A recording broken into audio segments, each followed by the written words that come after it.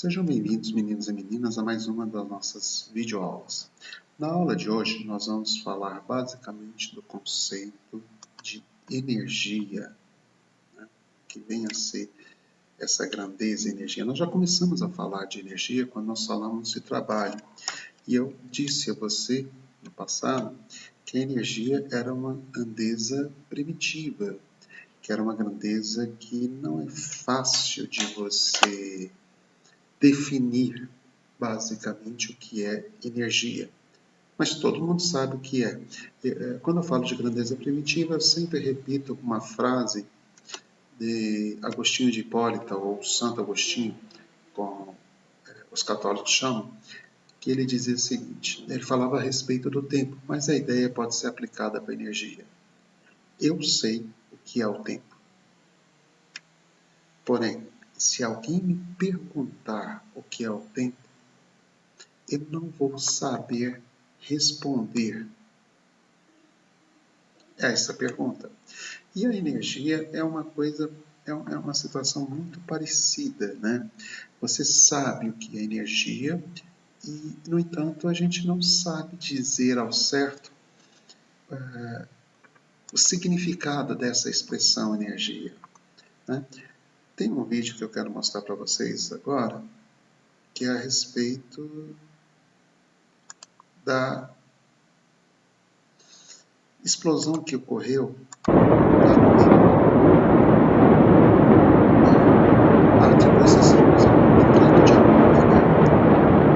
que traz bem essa ideia de energia para a gente. Se você observar nesse vídeo, o que acontece?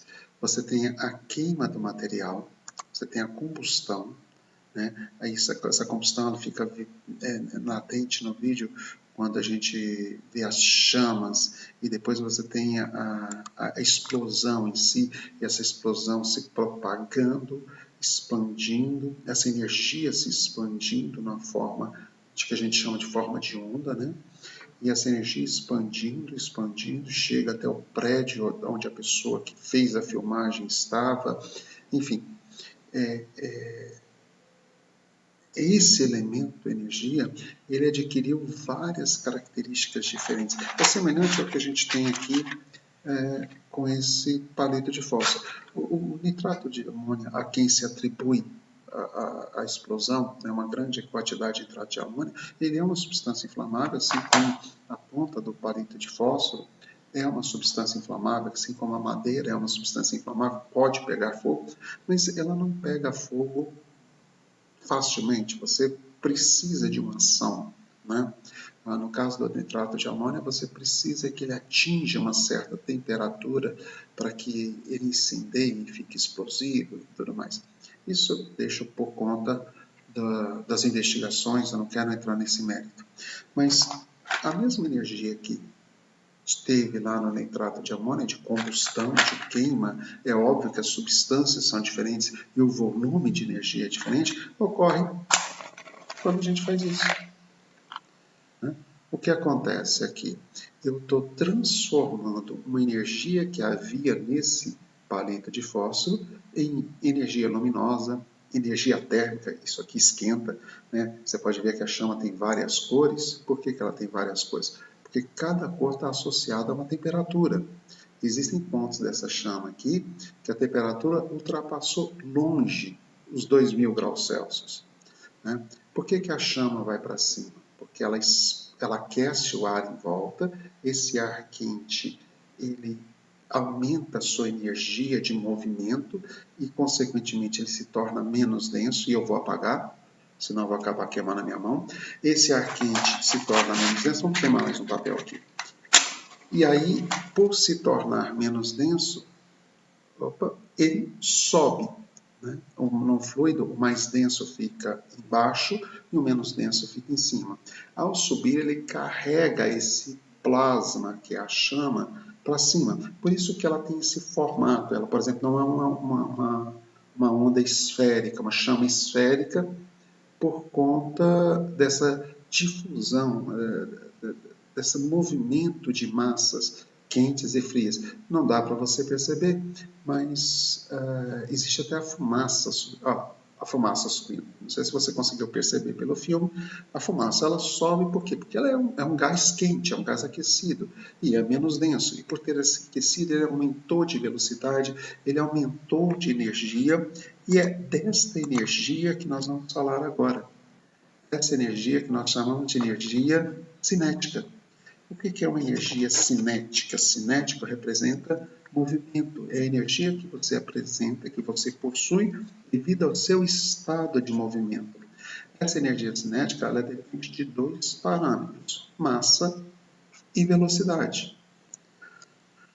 Nós definimos energia cinética através dessa expressão, massa, velocidade ao quadrado sobre 2. Professor, por que é mv ao quadrado sobre 2? Por que não é mv?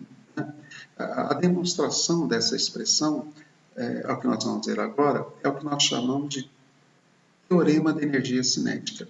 Olha só, eu tenho esse corpo, sobre a ação desta força, que produz este deslocamento, o vetor deslocamento. Então, vetor deslocamento, vetor força resultante.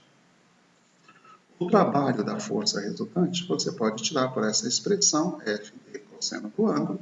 O cosseno aqui é o cosseno de 0 graus, que é 1. A força é a força resultante.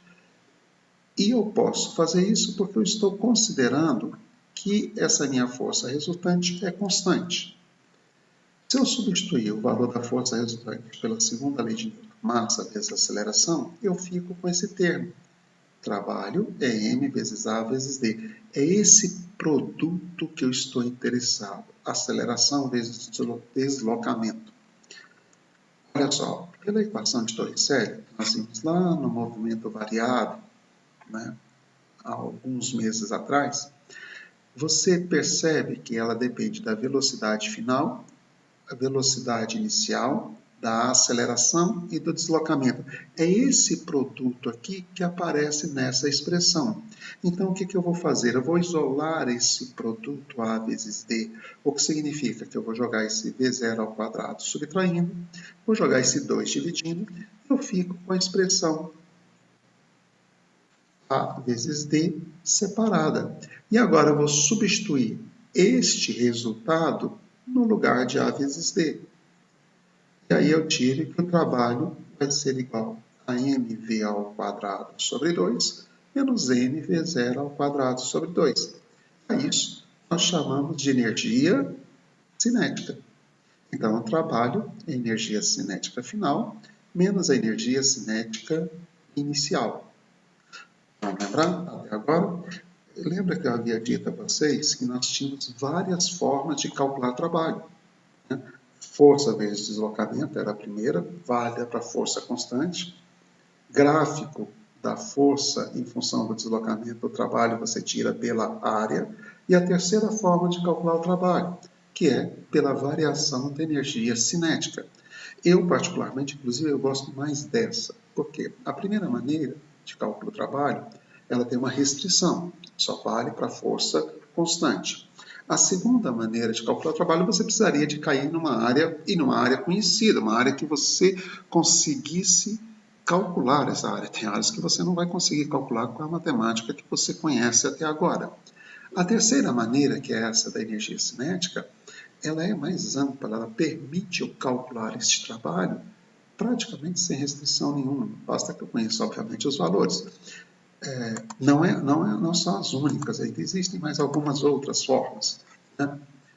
Mas nós vimos que o trabalho pode ser motor. Quando é que o trabalho é motor? Quando ele é positivo.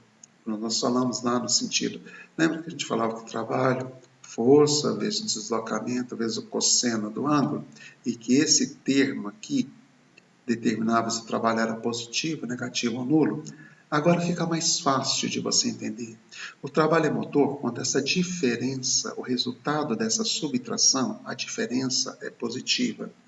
Para que essa diferença seja positiva, o minuendo tem que ser maior que o subtraindo. Ou seja, a minha energia cinética final tem que ser maior que a minha energia cinética inicial.